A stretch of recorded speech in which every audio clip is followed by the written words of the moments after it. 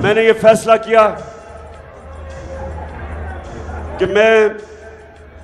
अपनी सारी डिस्ट्रिक्ट की तंजीमों को, सारों को मैंने खत लिखा है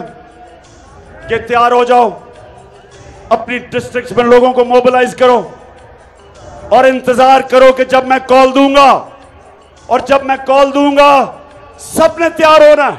सारे पाकिस्तान ने तैयार होना है। मैं जो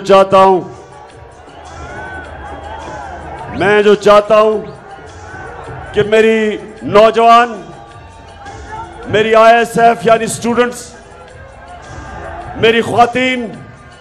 मैं चाहता हूं सारे, मेरी तंजीमें सब तैयारी करें और आप तैयारी करें कि मैंने अब आपको कॉल देनी है और कभी भी मैं दे सकता हूं।